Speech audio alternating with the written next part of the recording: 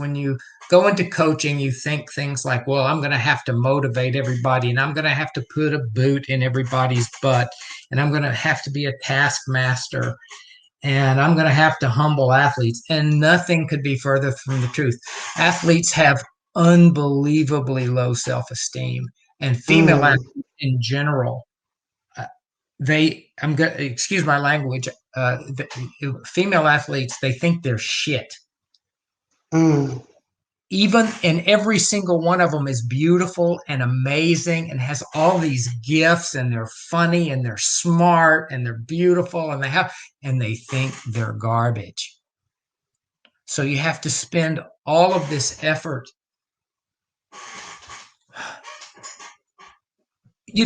how can I put this, validating their personhood so that their view of themselves starts to be more accurate. The ones that I don't like are the ones that keep me up at night, because those are the ones that I'm worried about I'm going to find dead in the gutter. mm. They're the ones that keep me up. See, the ones that you have to love them, because I don't want anyone going down on my watch. Right. Like, you worry that you're not reaching them, of course, for their betterment. But because you're having trouble reaching them, you assume that other people maybe are having the same difficulty, and this might be a pattern in their life. So you're just trying to do the best you can. And sometimes they have things that happened in their past, like trauma that's occurred in their Yes, childhood, that makes them the person that is hard to like. And sometimes it's that barrier that they've learned to build up around themselves to protect. It's a form of protection. A kid who's been abused or who's been neglected, they build this force field around themselves because they learn that it hurts to let people in. So then they become like porcupines, to where they're going to hurt you before you can hurt them. yes, sure, It's sure. a defense mechanism. How have you found ways to get the most out of those kids? Because I found that sometimes those are the ones that will fight the hardest for you if you break through that rough exterior. They're the ones that will truly flourish. So how have you found a way to get through to some of those kids or those athletes who have that rough exterior? Well, generally, I mean, I don't think there's any one strategy, but generally my strategy is to try to be myself every day and show interest to everyone, which I do, and let them sort of start maybe gravitating a little to me. It's Mm-hmm. hard to sort of go forward into those people's life and say, hey man, I'm here to help you. You're like, yeah, I mean, that's easy to say and you mean it, but it's harder to believe and act on. So I sort of try to, through consistency, and how can I put it? I'm going to use some common language now. I hate to use cliche, but if over time your consistency shows that you are a safe place and that you've created a safe place, the feeling that I get living in that situation, which I have many times, we all have as coaches, I'm not unique in that regard, feels like this. It feels like consistency of behavior or consistency of group rules begins to create the feeling of a safe place. Mm, And people right. and then people begin to relate and plug in. But that takes time. Right.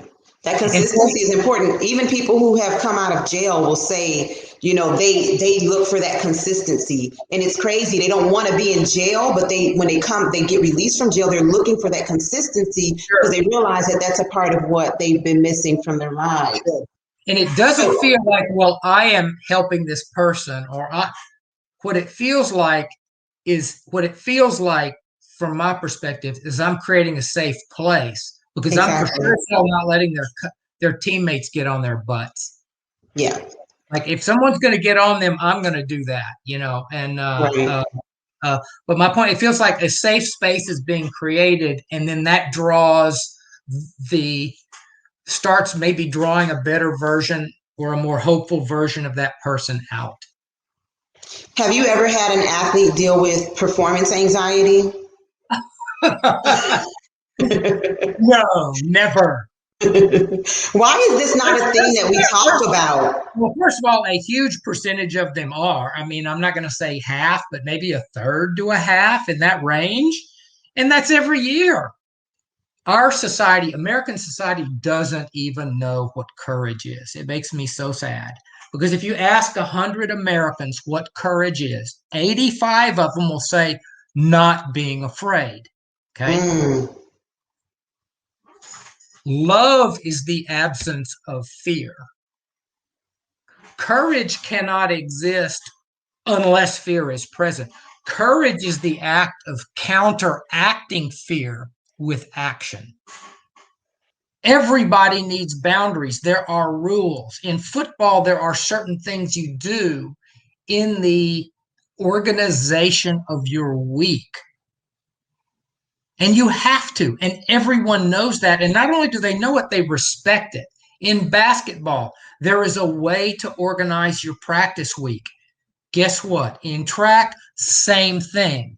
You can't just do whatever. There's a way to put your week together. It requires a certain amount of high intensity work. It requires a certain amount of more 400 specific tempo work.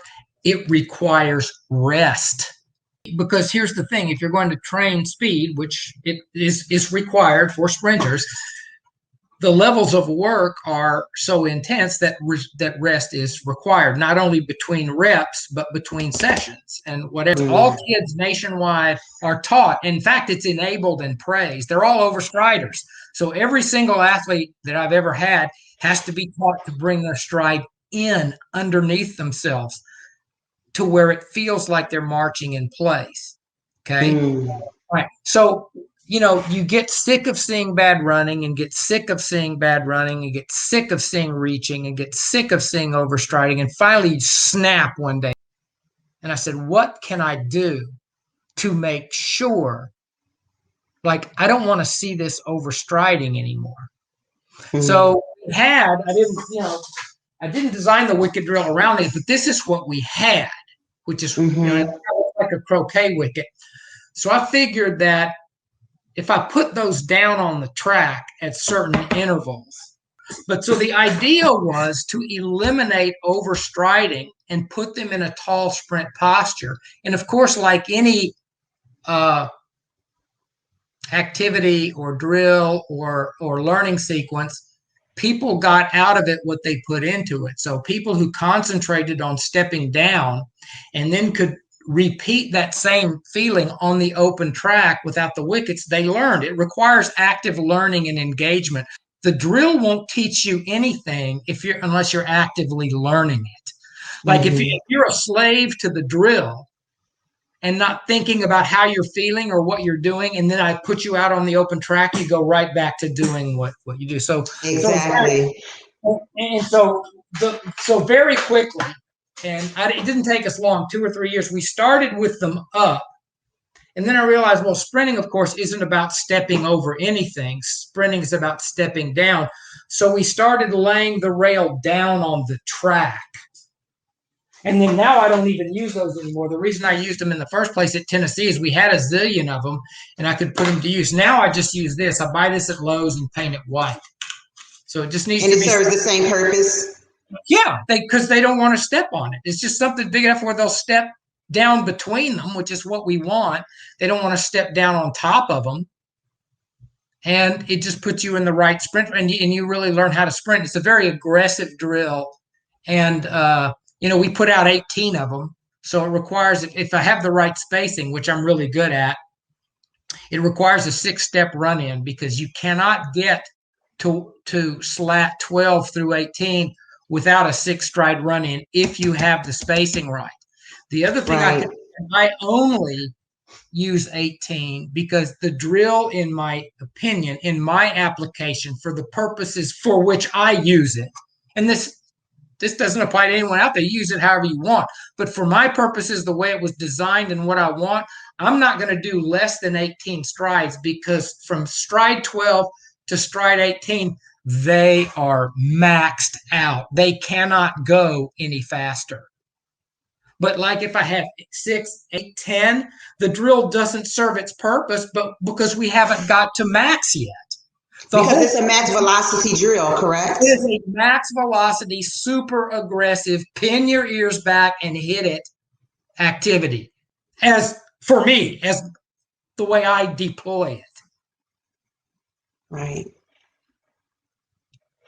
Really excellent sprint posture to the sprinter feels exactly like marching in place, not sort of like marching in place, not kind of reminds me of marching in place. It feels internally to the athlete exactly like marching in place. Now, marching in place very aggressively, very rapidly, very athletically, very violently, but marching in place nonetheless. Right. And I think that goes back, we're talking about more than a coach and we're talking about mental aspects of coaching, but some of that is understanding, speaking in a language that the athlete can understand. We can be saying the right thing, but if the athlete doesn't understand what it is that we're looking for, then it really serves no purpose. So helping them understand why marching in place, because a lot of athletes, when I try to help them with wicket drills, they're thinking, I'm trying to go that way, right? I'm trying to move forward. And really, from what you're describing, I'm trying to push down. And by pushing down more powerfully, it's going to propel me forward. I'm not trying to move and reach. And that's where the overstriding comes from, trying to reach and get down the track. There we go. Tell us about it, Coach. Carl, the greatest posture of all time, all he's doing is marching in place. And all Bolt is doing is marching in place. He's trying to push himself up. The horizontal takes care of itself. It's the vertical component of sprinting. That's why good sprinters are bouncy. They're pushing straight down to push themselves straight up. They're not worried about going that way. They're trying to push themselves up that way. And that's all Bolt is doing. And that's all Lewis is doing, is they're blasting down into the track vertically so they can push themselves up vertically. They're not trying to go that way. They're trying to go that way. It's counterintuitive.